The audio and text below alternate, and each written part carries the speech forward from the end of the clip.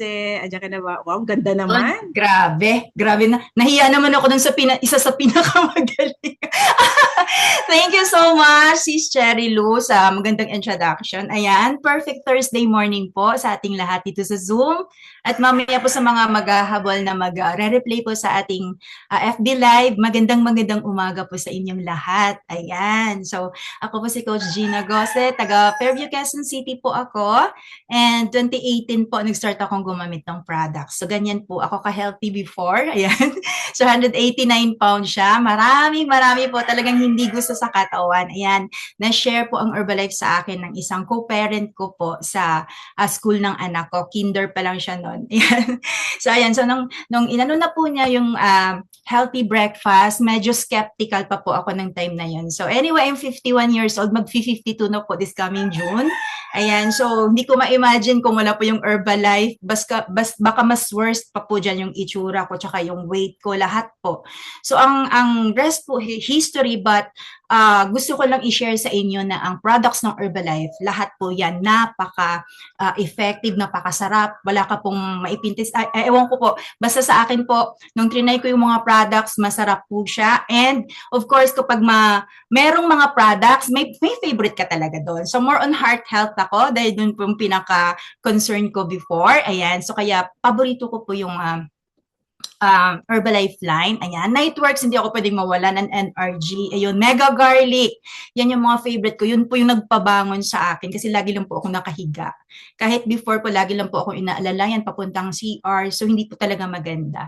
Previously po, background ko, food court manager ako. So ano po bang meron sa food court? Ayan, fast food, di po ba? Anong meron doon? Mamantika. Naku, katabi pa namin yung Manila lechon ba yun? Ayun, may mga lechon doon, may mga prito, lahat, maaalat, name it. So, dahil po libre, alam mo naman tayo pag libre, wala tayong pakundangan. Ganun po. Yung sa haba po siguro kung maikwento ko talagang maaano nyo po na hindi maganda yung lifestyle ko. Wala pong maganda dun sa mga nangyayari dahil papasok ako and then kakain lang ako. So wala akong gagawin kasi magsisitro ka lang naman ng operation. Ayan. Tapos ang kakalabanin mo lang doon, ano po, customer complaints. So ngayon maganda yung mga customer complaints ko kasi ang sinasabi palagi, Coach, bakit ganon? Ang bilis-bilis nitong product na to, napaka-ano. So yun ang problema ko. Kailangan nating mag-share ng marami para yung nangyari sa ating magaganda, ma-share din natin sa iba. So ayan. So kung hindi po na-share sa Herbalife, nag-iinarte pa ako nun. Tsaka tama yung sinabi ni Coach din na mag-iiba pong ugali natin. Alam mo kung bakit hindi po ako palabati before. Ayan. So lahat naman tayo minsan, di ba, may mga attitude na nagmamaganda. Hindi naman po sa ganon.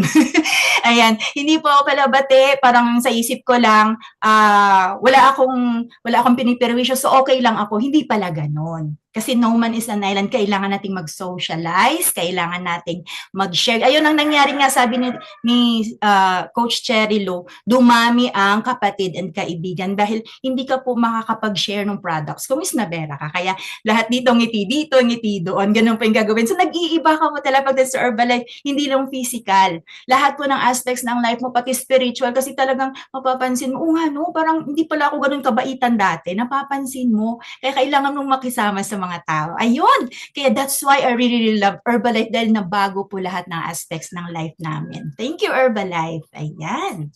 So, punta na po tayo sa topic ko. Ayan. Dito po sa topic ko, gagawin po natin dito, aalamin natin kung paano natin i-keep ang ating brain na ma-engage or ma-busy o ma-occupy kasi hindi pala ibig sabihin nun, lalo na kapag nagkaka-age na tayo, di ba gusto natin mag-age gracefully, akala natin okay lang na wala na po tayong ginagawa. And alam niyo po ba, na meron palang nangyayari sa brain natin as we age. Nag-shrink pala yung brain natin. Natakot ako nung nalaman ko to. Sabi ko, lumiliit pala, nag-iiba pala yung size ng brain natin as we age. Kaya kailangan natin itong i-work out para hindi ganun kalala yung magiging epekto na as we age. So, huwag kayong matakot it's mild lang naman daw. Normal lang daw yun sa lahat ng tao, mild lang siya. Depende yan daw sa iyong lifestyle. So, papasok pa rin ang lifestyle doon, di ba? Typically, nagsa-start pa lang pag-shrink ng brain at the age of 30 to 40 years old daw. At pabilis yan siya ng pabilis sa mga taong mag-iidad na ng 60. Ayan na, yung malapit na mag-senior. pabilis na ng pabilis yung pag-shrink ng ating brain. Kaya ayan, so kailangan natin yan, pero nagva-vary pa rin ang pag-shrink nun ha.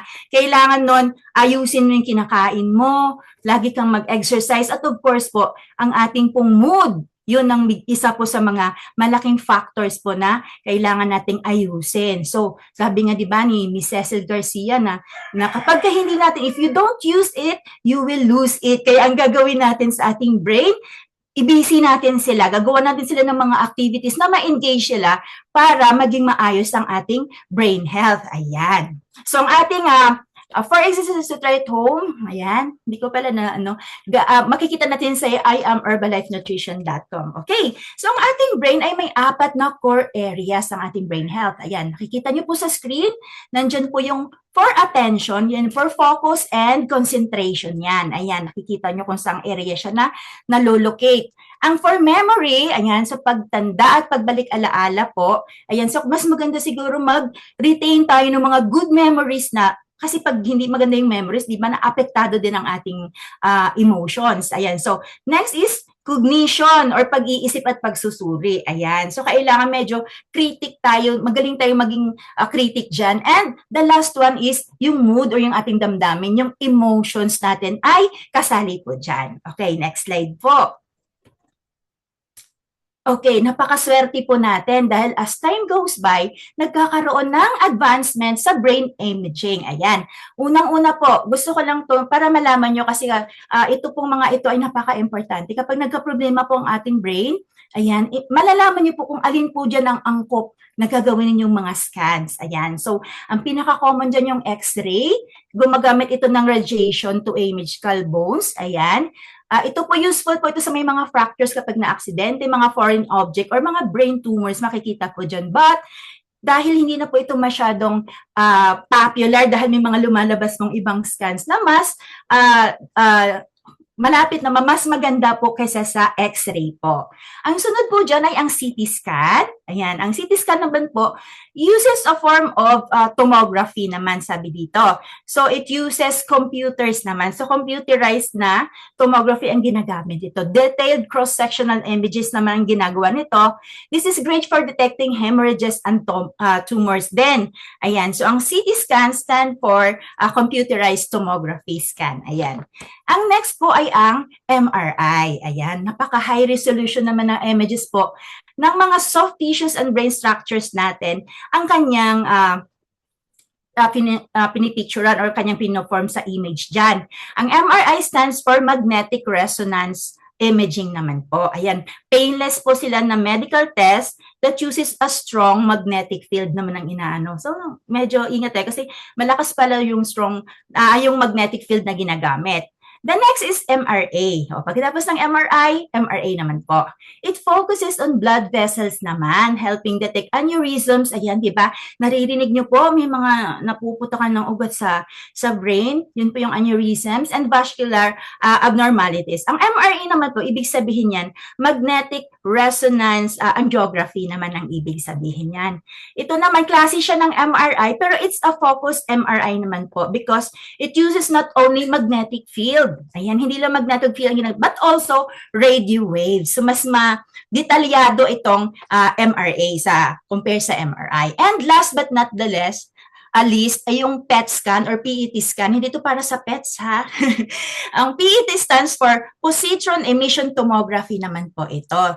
Nuclear imaging test naman po ito na nagde-detect ng mga cancer, ng mga heart diseases, that are mga brain disorders. Ayan. Ang kagandahan dito, nag-uumpisa pa lang pong tumubo, madedetect na siya kaagad. So, ganun siya ka high-tech. So, functional imaging that highlights brain activity and metabolism. Ang ginagawa po dito, meron po silang tinatawag na tracer na ini-inject po muna sa patient, pinapa-absorb, tapos ipapasok ka dun sa parang tunnel na, di ba may pinakahiga, tapos ipapasok dun. Kapag umilaw po, or medyo bright po yung nakikita nyo dyan, makulay po siya. Ayan. Ang areas po with high metabolic activity appear to be brighter po. So, delikado siya kapag medyo maliwanag. Ibig sabihin, may nadedetect dyan na hindi maganda. Okay? So, nade-differentiate na natin lahat ng mga brain imaging test or scans. Ayan. So, dyan yung malalaman kung ano yung inyong papagawa kapag meron pa kayong problema. Okay, next po.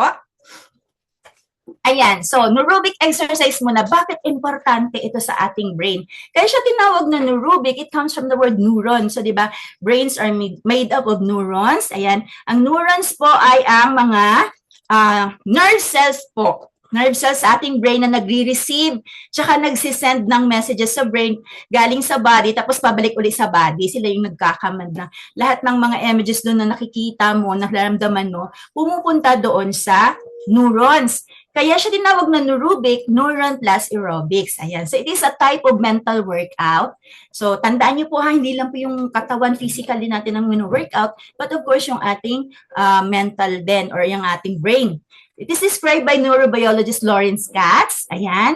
Ayan. Sa enhanced brain performance using all 5 senses. So, lahat dyan, nandyan. So, yung eyes, yung ears, nose, lahat yung 5 senses natin talagang nagagamit dyan.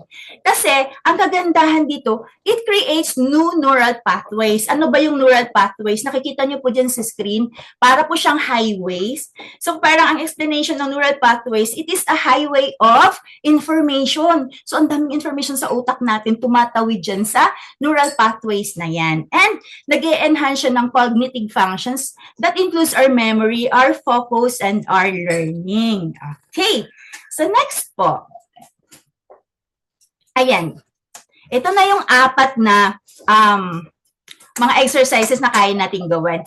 Kahit napakasimple, wait lang po, kahit napakasimple ng mga ito po ay talagang kailangan nating gawin kasi ito ay makakatulong sa ating brain. Ayan. So, sobrang dami ng neurobic exercises, ha? Hindi lang tong 4 na to. Ito lang yung i-highlight natin ngayong umaga. Pero pwede kayong mag-search pa ng mas gusto nyo or mas angkop sa lifestyle ninyo. But this 4 na ating itatackle today, ito yung simple na lagi nating ginagawa pero hindi natin alam, napakaganda pala ng benefit sa ating katawan. Okay, una po yung switch hands. Ayan. So, pag sinabi mong switch hands, kung kaliwete ka, gamitin mo yung kanan mo. Kung right-handed ka naman, gamitin mo yung kaliwa mo. Ayan. So, una dyan, nakikita nyo lapis. Trinay ko yan. Natry nyo rin ba magsulat ng pakaliwa? Kunyari, kanan ang ginagamit mo palagi. Trinay mong nilipat sa kabila. Ipag sinulat mo po yan, ang hirap, di ba? Para kang grade 1 na nagsa-start pa lang magsulat. And then sa next po, pindot. Ayan. Try brushing your teeth na kanan ka, kaliwa ang gagamitin mo, parang kakaiba, di ba? Kasi papunta siya dito eh. Yung pagsusulat din, papunta ka sa kanan. Ngayon, kaliwa to. Alangan naman, pumunta ka sa kaliwa, maiiba yung pangalan mo. Baka isog na yung pangalan ko, hindi na Gina Gossi, pagbaligtad na dito pa kaliwa. Di po ba? So, holding your fork, next po, ayan. Kunyari, kaliwete ka, lipat mo yung fork mo sa kanan or kakain ka ng kutsara mo sa kaliwa, parang ang awkward, nahuhulog siguro. Tinay ko talaga tong mga to, para sabi ko, oo nga, ang hirap. Nung kinain ko siya, nahuhulog yung pagkain kasi nangangatog yung kamay mo, mahina yung left side natin eh, kasi hindi, left arm natin. So itong right hands natin kasi yun ang dominant na ginagamit. And last, try nyo po yung na-move yung computer mouse nyo or gamitin, mag-mouse kayo ngayon, kunyari, right-handed kayo, mag-mouse kayo ngayon na kaliwa, di ba? Ang gulo ng kasi nasanay kayo na ang pipindutin nyo is nasa kaliwa, pipindutin nyo ngayon sa kaliwa, parang ang gulo siya. Okay, but wag niyo po yung pagtatawanan kasi yan yung pinakamagandang exercise sa brain kasi yung explanation dyan. Ang right hand daw natin is controlled by the left brain. Ang ating namang left hand is controlled by the right brain. So kapag both brain hemispheres daw ang na-activate, ayan, magkakaroon ng better coordination. Tama po? Si brain kasi pala, mahilig sa challenge. Kapag routinary na, kapag palaging pareho lang ginagawa mo, tulog siya. Walang challenge eh. Deadma, usual ng ginagawa, ganun na. Pag may bago, alerto yan siya. Yung parang natutuwa siya, may bagong matutunan. Okay, so ganun ang nangyayari. Kaya, ganun pala yun. So, better coordination equals better thinking and flexibility. Ayun naman pala. Yun palang purpose nun. So, i-challenge natin yung brain na parang yung unusual ang gawin natin. So, both sides of the brain are activated. Kaya, nagkakaroon po na formation ng mga bagong neurons. Ayun, ang galing, no? Nakikreate pala ulit yun. Akala ko pag naputol na yun, goodbye and babo na. Wala na, tanda na eh, ganyan. Pero pwede mo pala siyang i-prevent or pwede pala magkaroon na or magkikreate ng mga bagong neurons pala. Ganon pala kaganda yung paggagawa ni Lord sa brain natin. Okay, next po. Ito yung number 2. Ayan. Ito, natawa din ako dito. Read books aloud. Tandaan mo na, no? Huwag mong gawin to sa labas. Kunyari sa mall o di kaya sa park. Naku, pagtatawa ng mga tao. Baka iba yung isipin sa inyo.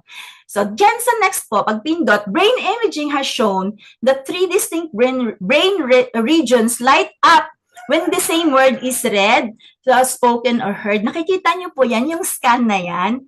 Scan yan ng adults na natututong magbasa. Ayan, pag illiterate ka, parang ang pangit lang pakinggan, no?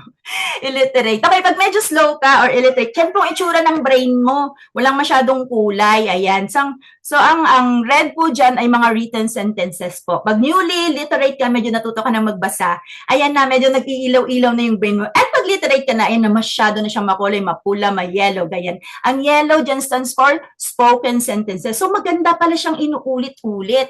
I mean, binibigkas ng malakas kasi nare-retain, di ba? At lahat ng senses din natin gumagana kasi nakikita mo visually, so nagko-coordinate lahat ng senses, naririnig mo siya, ayan, tapos ang emotions mo nandun kasi, syempre, kailangan mong i-express yung binabasa mo. At the same time, maganda po siya sa oxygen flow ng ating brain kasi po, yung rhythm, yung breathing mo po, nagkakaroon ng rhythm, yung pagbabasa mo. At gawin niyo po yan para hindi po halata. Kunyari may tinuturuan kayong mga maliliit na bata. Pero dalawa po kayo, pareho lang ang lalabas sa brain ng adult tsaka ng child na nagtatry pong magbasa ng malakas po. Sabi nga din meron akong friend na gusto niyang sabihin na, alam mo, pag lagi mong sinasabit, binibigkas siya, nare-retain talaga yun sa utak mo. Kaya, may mga iba napapansin niyo po pag exams, talagang pag nagre-review sila, napakaingay dahil gusto nilang hindi makalimutan yung exams na aansaran po nila. Ayan. Okay po.